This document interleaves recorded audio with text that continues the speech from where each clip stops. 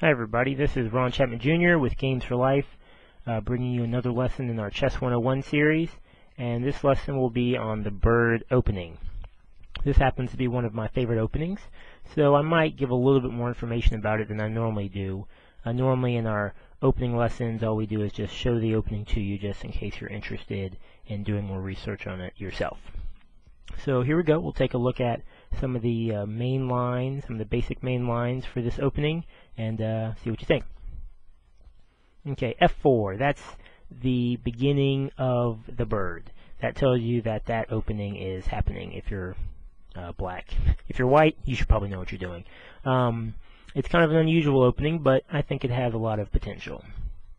Black has a lot of ways to respond, and common one is D5, knight to F3, and then knight to F6, E3, C5, B3, knight to C6, bishop to B5, bishop to D7, bishop to B2, E6, kingside castle, bishop to E7, D3, and then kingside castle.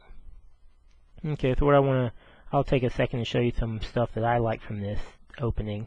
We notice this bishop is attacking through there, so that's a great diagonal for that bishop. The white bishop had a pretty good diagonal himself, so the bishops both have pretty good diagonals. The knight right here, he hasn't gotten moved yet, so that can be kind of slow. Similarly, this rook hasn't been moved yet, so that can be kind of slow also for white. But once white's able to get those pieces involved, then oftentimes you can create a pretty good attack. Sometimes you can move your queen over and then out this way, and then you have lots of pieces attacking the enemy king. Okay, so that's one way that the bird can start to look like. So I'm going to show you the second main line for the bird. Okay, here we go. F4 again. Again, that's the way you know that the bird is happening.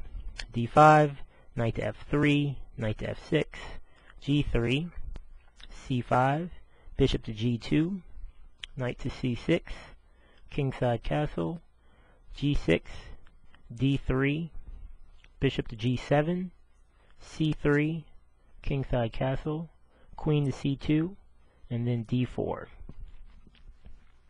Okay, so that's the second main line. Here's a third one for you. F4, knight to F6, knight to F3, C5, E3, bishop to G6, bishop to B3, bishop to G7, bishop to B2, kingside castle, bishop to E2, knight to C6, and kingside castle, D6, A4, and then A6. Okay, next we're going to look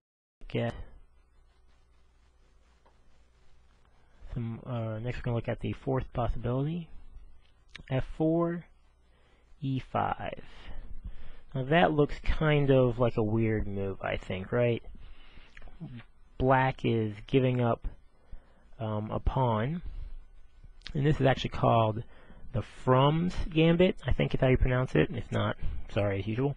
So this is actually a gambit in response to the bird. So since the bird isn't played very often, this gambit isn't played very often, but it looks kind of interesting. Let's see how it plays out, or let's see how a couple moves.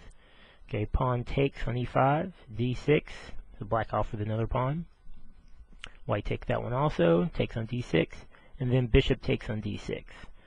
Okay, so black's offered up a little material, but has the first developed piece is the idea.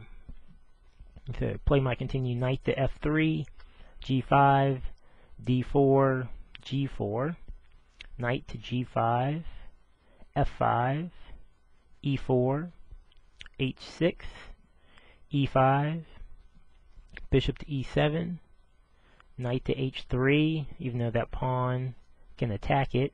So let's take a look and see what might happen beyond this point.